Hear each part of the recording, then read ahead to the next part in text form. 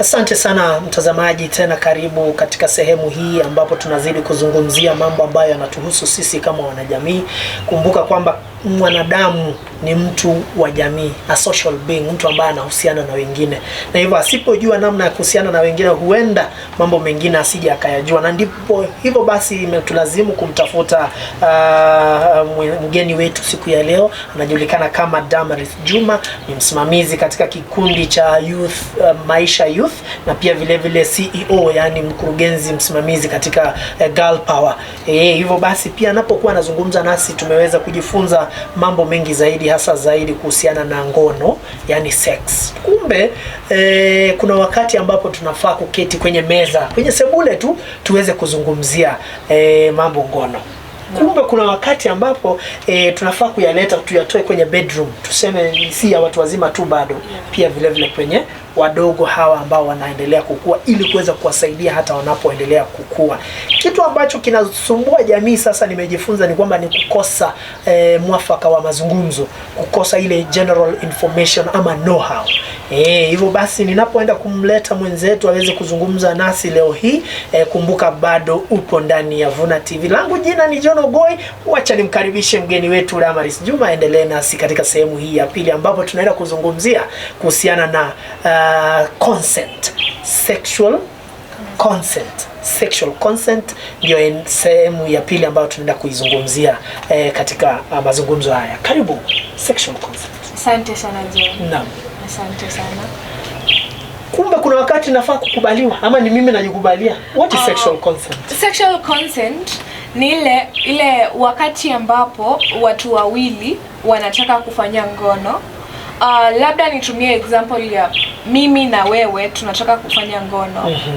Ile wakati ambapo itafika niseme kuwa ndio nataka tufanye ngono, hata kama tumefika kwa malazi, we now want to do the act, yes.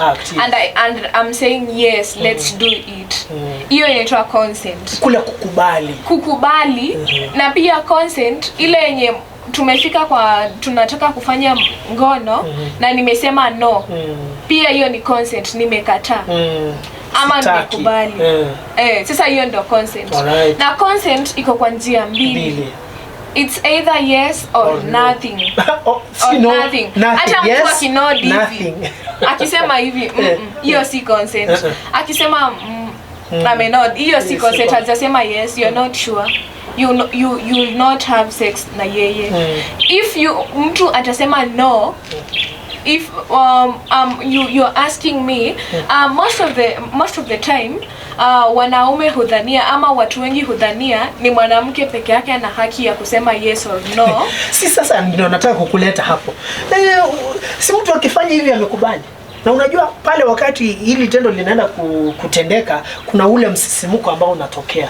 Hatuna ile nafasi ya kukubali ama kukataa, kwa sababu tuko pamoja. Sasa hiyo consent iko sawa. Hapana, labda nimekuogopa, nitaogopa pia kusema no. Sasa alafu nitaogopa kusema yes, so nitafanya tu hivi.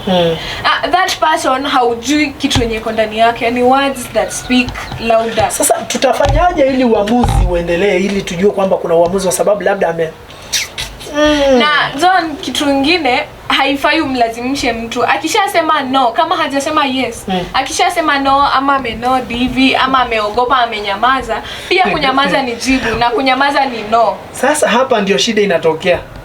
Hapa ndio shida inatokea. Watu wengi hatujui kukubali na hatujui kukataa. Tupo tu tunategemea uamuzi wa yule ambaye tunatembea naye. Yule tunategemea, labda kuna wale wanasema wanabebewa mawazo. Hii ujumbe utamsaidia vipi? Kuna baadhi ya watu wanategemea. Usimwogope mtu kabla ulale naye. Make sure you're having sex with the person that hauogopi kuongea anything na yeye. Hauogopi kusema no, like you know, ukiogopa mtu you'll not even enjoy that sex. So make sure you're having sex na mtu mwenye unaweza mwambia no, today I'm not comfortable with this topic. Na consent pia leo inaongelewa hadi ndani ya marriage. Sometimes you are married but you don't feel like having sex. Don't be forced. Say no. Na mwenzako pia akubali, aseme amesema hapana. Tunapozungumzia consent, je, swala la kunajisi ama rape huenda likawa linazungumziwa mahala kama hapo, labda hajakubali na umeendelea. Can we call it rape? Yeah, that is rape and defilement, na nitazungumzia tukifika kwa sexual harassment. Alright. Yeah. Ziko hapo ndani ya consent. Yeah. Okay. Kwa mtu ambaye consent kule kukubali, ni umri upi unakubalika? The Constitution of Kenya, I'll quote the article, tukiendelea, inasema the appropriate age yenye mtu anafaa a consent ni 18 years and above. Mtu ukihave sex today with somebody of 17 years and below, alafu hata labda mnapendana na huyo mtoto, huyo ni mtoto bado 17 years and below, huyo ni mtoto. Hata awe mkubwa kimwili vipi? Maamuzi yote mtoto ana make inakuwa influenced by you.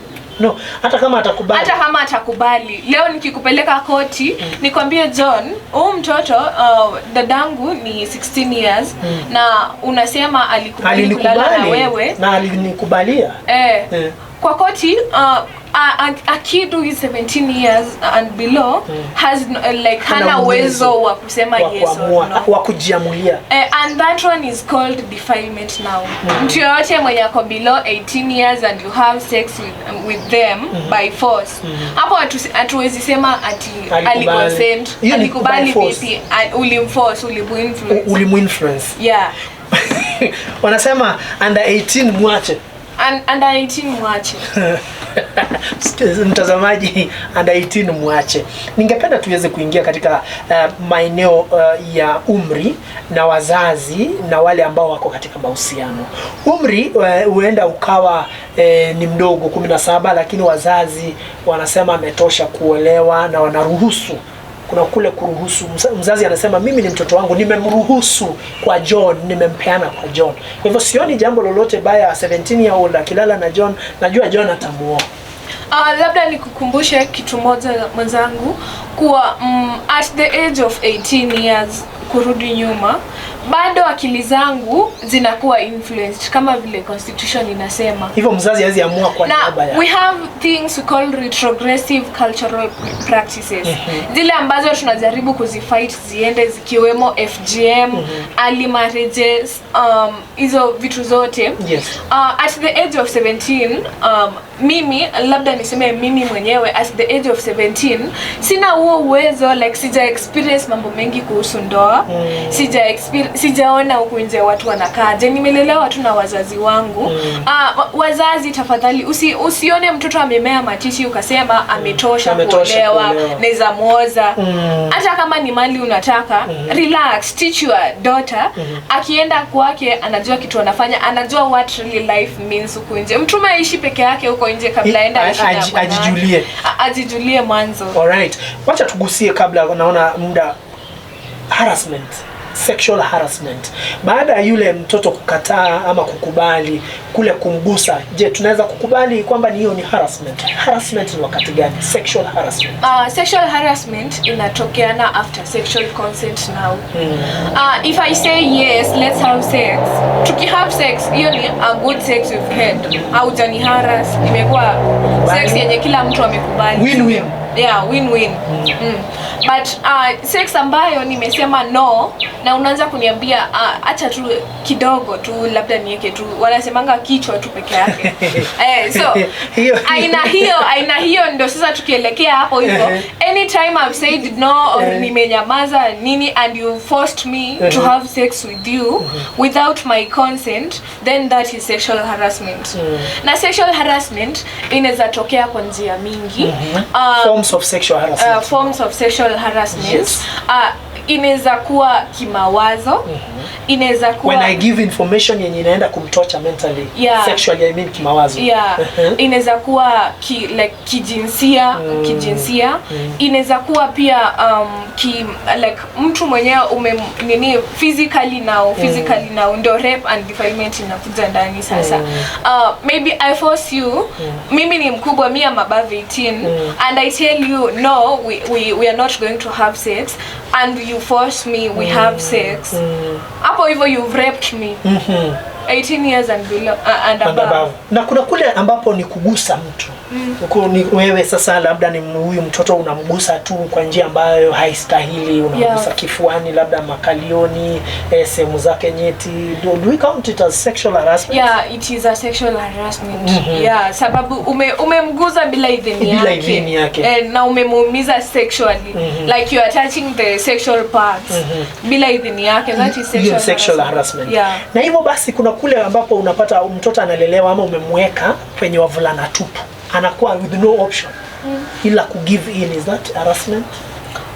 Anajipata tu kwa sababu wale wavulana watatoka wameoga, wamevaa ovyo, msichana ni yeye peke yake kwa hiyo environment.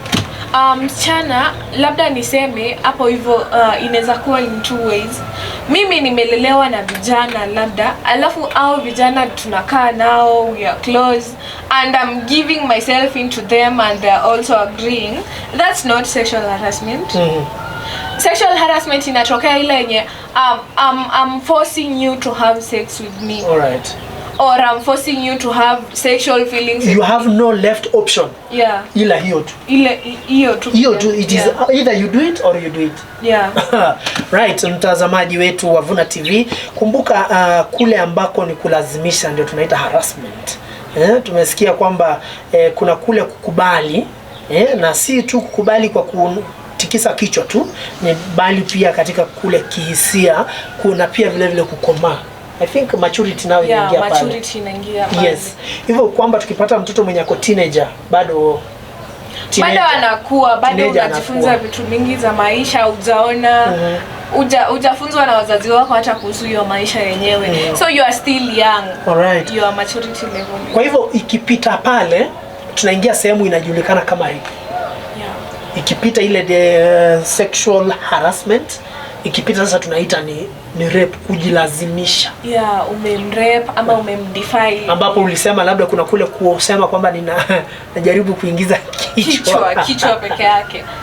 Na vijana wanatumia maneno. Wana maneno. Toka naenda hapo hivyo. Ukamuulize ukitaka mpenzi wako leo hana hamu kabisa na unataka, utamwambia aje? Naingiza tu kichwa peke yake. Kichwa tu peke yake. Kumbuka kwamba tutarudi katika sehemu nyingine ili kuweza kukamilisha sehemu hii. Kumbuka tumekuwa tukizungumza kuhusiana na reproductive health, ambapo tunagusia mambo na sexual health, ambapo naona leo mambo yanachacha kweli vizuri. Madam Dambaris yuko pamoja nasi hapa, tunaendelea kuzungumza naye. Hivyo acha tukiongea unyonyo, kisha baadaye tunarudi kuzungumzia rape.